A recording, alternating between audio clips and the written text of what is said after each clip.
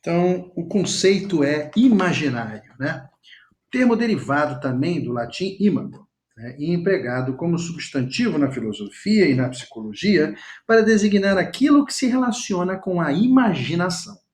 E nós vamos ver que não é exatamente por esse caminho que a coisa surgiu na mente do gênio que inventou o conceito, que foi Jacques Lacan.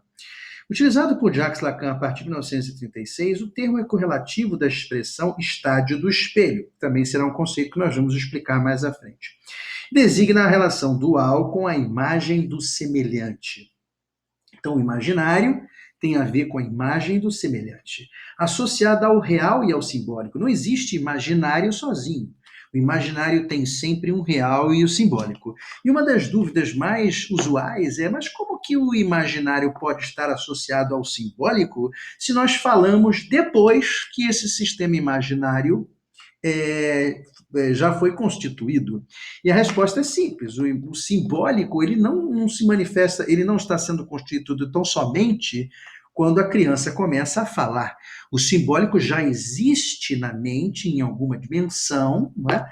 Mesmo antes que a criança fale. Então, não há como você pensar num sujeito humano que sendo constituído em qualquer momento da vida, onde não exista simbólico, imaginário e real. Então, foi inspirado ao mesmo tempo nos trabalhos do psicólogo Henri Vallon, que nasceu em 1879 a 1962, na fenomenologia hegeliana e russeliana, no conceito de Umwelt, extraído por Jacob von Uxküll, né? E Jacques Lacan construiu sua primeira teoria do imaginário. Esse biólogo alemão servira-se do termo Umwelt para definir o mundo na espécie animal. No começo do século, revolucionara o estudo do comportamento, inclusive do sujeito humano, mostrando que o pertencimento a um meio devia ser pensado como a internalização desse meio em cada espécie. Daí a ideia de que o pertencimento de um sujeito no seu ambiente já não podia ser definido como um contrato entre um indivíduo livre e uma determinada sociedade, mas como uma relação de dependência entre um meio e um determinado indivíduo. Esse empréstimo, né, levou Lacan a construir em 1938 os complexos familiares, sua teoria do imaginário, não mais um simples fato psíquico, porém uma imago, isto é, um conjunto de representações inconscientes que aparecem sob a forma mental de um processo mais geral. Num primeiro momento, Lacan mostrou que o estádio do espelho era a passagem do especular para o imaginário. E depois, em 53, veio a definir o imaginário como um engodo ligado à experiência de uma clivagem entre o eu moi e o eu jé, o sujeito. O simbólico foi então definido como lugar do significante, da função paterna, e o imaginário, o lugar das ilusões do eu, da alienação, da fusão com o corpo da mãe, e o real como um resto impossível de simbolizar.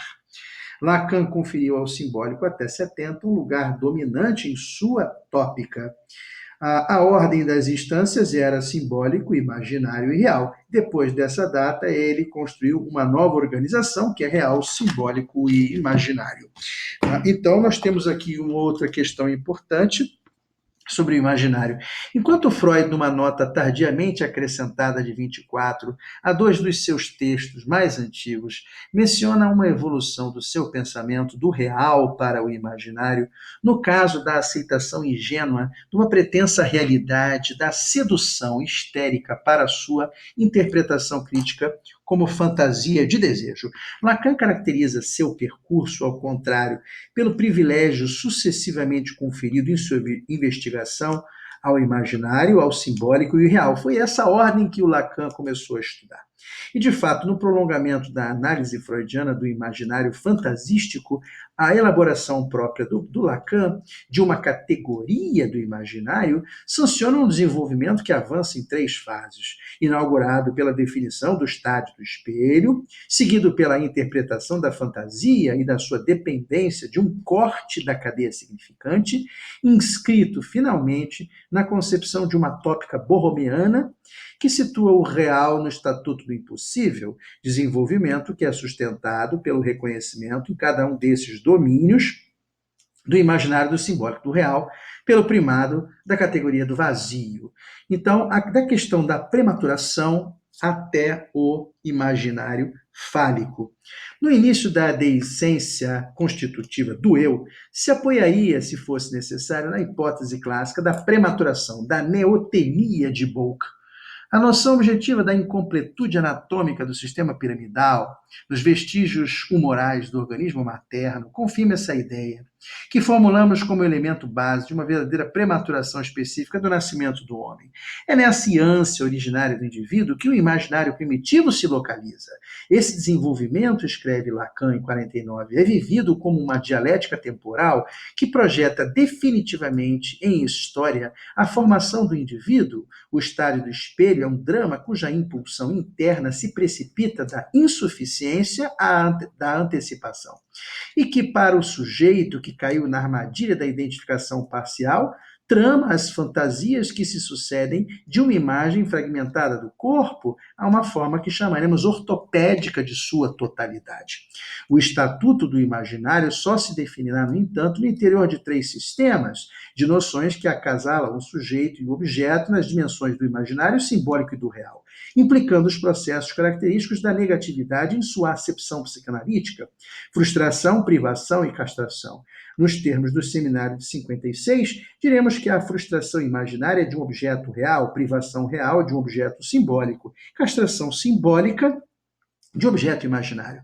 Comparando essa sistemática com Freud em O Futuro de uma Ilusão, observamos em primeiro lugar que este a considerava na perspectiva da satisfação pulsional, ao passo que Lacan usa referências tomadas no sistema de categorias da modalidade, tal como apresentado, por exemplo, na Crítica da Razão Pura de Kant. E segundo, sem dúvida, reside o essencial de preocupação de Lacan.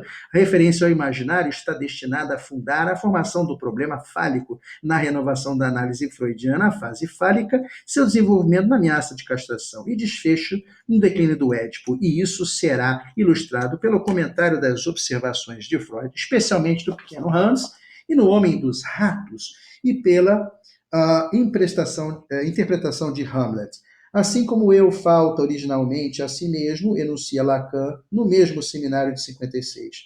Falta entre a mãe e a criança, falta entre a mãe e a criança esse terceiro termo, o falo, cujo estatuto imaginário é determinado precisamente pela sua falta. Em outros termos, no próprio nível da dívida simbólica, objeto da castração é o falo imaginário. Tá? E assim a gente vai dizer o seguinte: o imaginário vem sendo construído pelos outros conceitos, mas ele não é dissociado do real e do simbólico. A criança, quando é pequena, ela cria essas imagens de uma forma muito embrionária. E o simbólico, ele vai operando um corte muito aos poucos. Então, esse imaginário, ele tem uma eficácia psíquica poderosa, e a forma como ele vai se anodar com o simbólico e com o próprio real, vai determinar as próprias determinações, o próprio futuro da subjetividade desse indivíduo. Daí a importância dessas imagens, não é, para explicar uma série de fenômenos que a psicanálise vai criar até como sintomas, né? A maneira como se enoda esse real e o simbólico e o imaginário. Por enquanto, vamos ficar por aqui, porque o imaginário também vai estar em vários outros conceitos. Ele vai permear a obra de Lacan, junto com o simbólico e o real, em todas as suas produções, em todos os retornos que ele faz de Freud. Então, assim, é um conceito muito difícil de se resumir em 10 minutos. Ele vai ter que ser construído ao longo de todo esse trabalho de conceitualização que nós estamos produzindo.